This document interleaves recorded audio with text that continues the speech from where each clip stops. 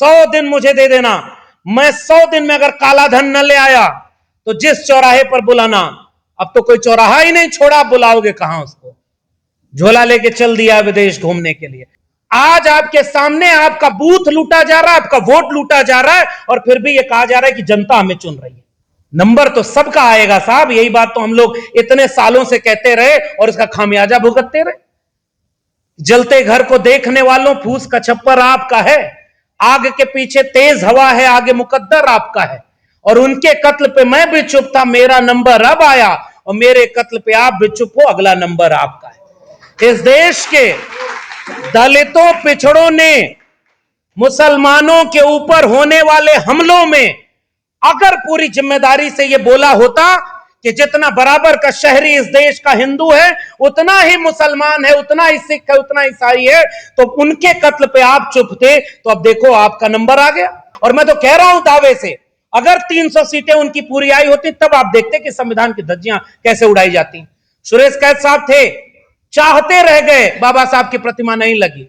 2024 के चुनाव में संविधान बचाने के नाम पर आत्मविश्वास छीना गया एक व्यक्ति का, जो खुद को संविधान से ऊपर समझने लगा था, जो चाहता था कि उसके ऊपर न कोई संस्थान है, न कोई पद है, और न वो संविधान से चलता था। आज 2024 में जिन लोगों ने उनको पूर्ण बहुमत होने से रोका, हरियाणा का चुनाव, उसके बाद महाराष्ट्र का चुनाव और फिर दिल्ली का, इन 3 चुनावों को जिस तरह से उस व्यक्ति ने जीता, अपने लोगों से जितवाया, यह हमारे लिए खतरे की घंटी से कम नहीं था। सब जानते थे कि जिस हरियाणा में उनके प्रत्याशियों को गांव में घुसने नहीं दिया जा रहा था, वहां जो उनकी सरकार है। कैसे संभव हुआ यह? महाराष्ट्र में नोटबंदी का सारा काला धन जो स्विट्जरलैंड में 2 गुना से 4 गुना हो गया। 100 दिन मुझे दे देना, मैं 100 दिन में अगर काला धन न ले आया तो जिस चौराहे पर बुलाना। अब तो कोई चौराहा ही नहीं छोड़ा, आप बुलाओगे कहां उसको? झोला लेके चल दिया विदेश घूमने के लिए। और जब जरूरत पड़ी इस देश को कि बाकी देश खड़े हों, दुनिया का कोई देश खड़ा नहीं हुआ। इतना बड़ा संकट, तो फिर इतना झोला लेके घूमते किस बात के लिए रहे? यह सवाल पूछेगा कौन? संसद में पूछा जाता, संसद में वो है ही नहीं। महाराष्ट्र के चुनाव में खुलेआम वोटों को लूटा गया, और अब तो नेता प्रतिपक्ष यहां तक बोलते हैं कि हमारे पास सबूत है, जितने लोग वहां की जनसंख्या में नहीं, उससे ज्यादा वोटर हैं। आज भी उनकी सरकार वहां चल रही है। नोटबंदी के पैसे से पार्टी तोड़ी, विधायक तोड़े, और पूरी पार्टी को तहस नहस कर दिया, जो नहीं झुका, जो नहीं डरा। उसके बाद में उनकी सरकार है। दिल्ली में यहां के लोग कहते रहे कि यहां वोटर लिस्ट में धांधली हो रही है, आज दिल्ली में भी उनकी सरकार है। और जो लोग ये कहते थे जहां झुग्गी वहीं मकान, दिल्ली में झुग्गियां तोड़ तोड़ के बीजेपी वाले अपना काम कर रहे हैं। ये बात खुल के कहनी होगी। जितना आप विषय रखे हैं, आप अपने लोगों को अगर ये बता नहीं पाएंगे कि इन सब का खतरा आया किसकी वजह से और आज किससे लड़ना है, ये बात तो साफ साफ कहनी होगी ना। और इन 3 राज्यों में चुनाव जीतने के बाद बिहार में उन्होंने ऐसी प्रक्रिया ले आ दी है कि गरीब, कमजोर, मजलूम और खासकर दलित, पिछड़े लोगों के अब वोटिंग राइट भी उनसे छीने जाने की कोशिश की जा रही है। और लोकतंत्र की हत्या के लिए इससे बड़ा काम कोई नहीं हो सकता। जिन वोटों से 20 साल मुख्यमंत्री कोई रहा हो बिहार में, जिन वोटों से अभी तीसरी बार कोई प्रधानमंत्री बन गया, अब वही वोट फर्जी हो गए। उन्हीं वोटों को अब विदेशी बताया जा रहा है। तो पहले इस्तीफा तो अपना देना चाहिए कि मुख्यमंत्री और प्रधानमंत्री बिहार की 31 सीटें जीते हुए हैं, वो सारी सीटों को हटा दो, क्योंकि वहां तो फर्जी लोगों ने वोट डाला है। अब आप सोचिए 2025 में देश खड़ा कहां है? आप उनके झूठ पर भी पब्लिक में कोई डिबेट हो तो बता दीजिए, इंटेलेक्चुअल्स में कोई डिबेट हो तो बता दीजिए। जो बोल रहा है वो कितने थोड़े से लोग बचे हैं, वो इस तरह के गैदरिंग में अपने ही लोगों को समझाते हैं। कुछ हमारे यूट्यूबर्स साथी हैं, क्योंकि वहां टेलीविजन पर तो बैठा के दिखाया जा रहा है, वहां कोई मुद्दा नहीं है।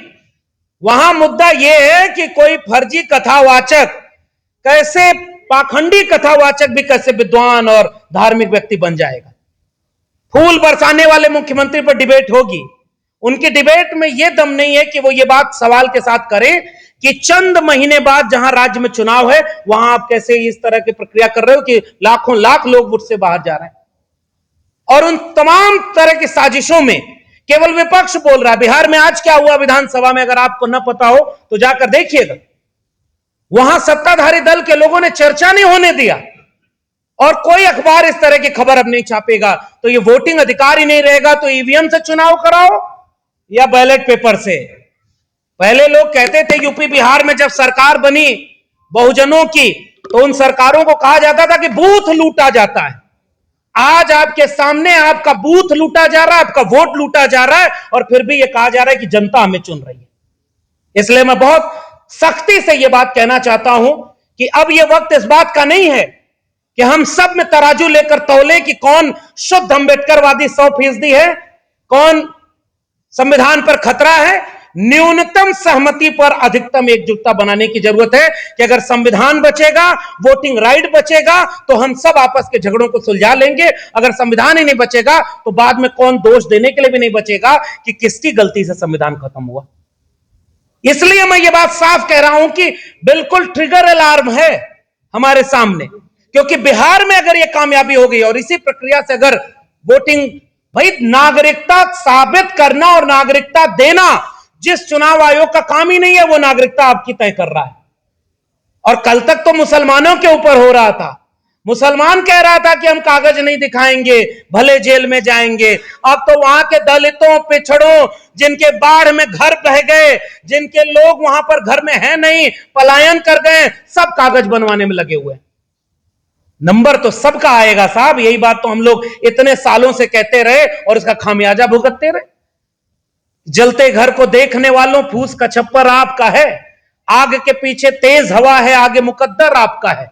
और उनके कत्ल पे मैं भी चुप था, मेरा नंबर अब आया, और मेरे कत्ल पे आप भी चुप हो, अगला नंबर आपका है। इस देश के दलितों, पिछड़ों ने मुसलमानों के ऊपर होने वाले हमलों में अगर पूरी जिम्मेदारी से यह बोला होता कि जितना बराबर का शहरी इस देश का हिंदू है, उतना ही मुसलमान है, उतना ही सिख है, उतना ईसाई है, तो उनके कत्ल पे आप चुप थे, तो अब देखो आपका नंबर आ गया।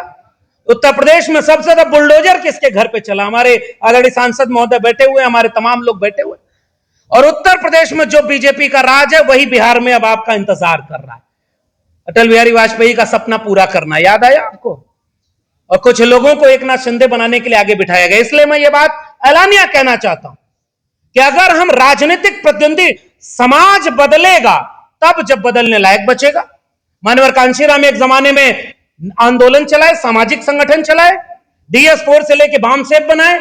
बाद में उन्होंने भी यह बात कही कि परिवर्तन की गुरु किल्ली अगर कोई है तो राजनीति है, राजनीति नहीं बदलेगी। और मैं तो कह रहा हूं दावे से, अगर 300 सीटें उनकी पूरी आई होती तब आप देखते कि संविधान की धज्जियां कैसे उड़ाई जाती।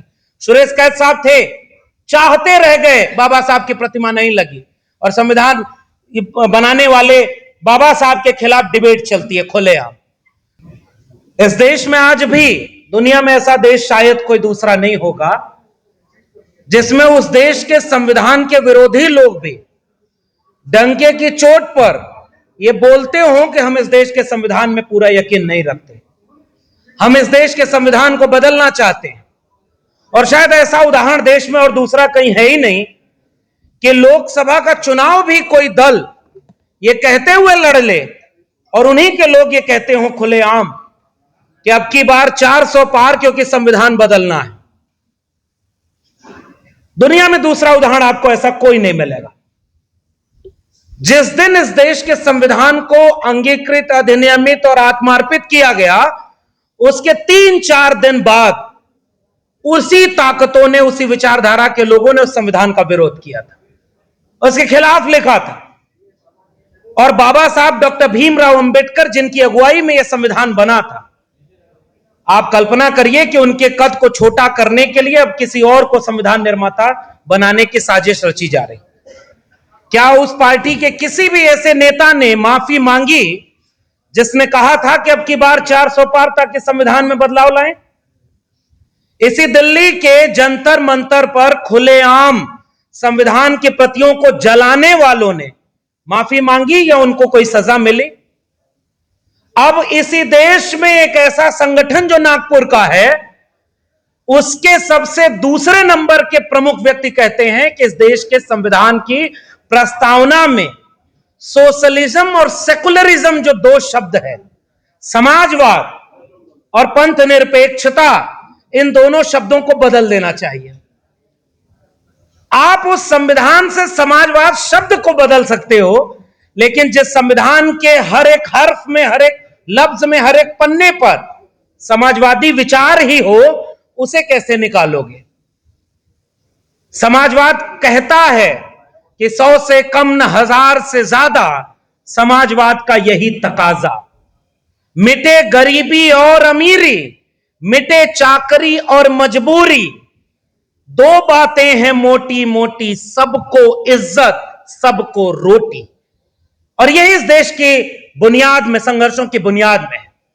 जो भी आखिरी व्यक्ति के ताकत की, हक हुकूक की, अधिकार की, सम्मान की बात करता है, वो अपने मिजाज में समाजवादी ही तो है।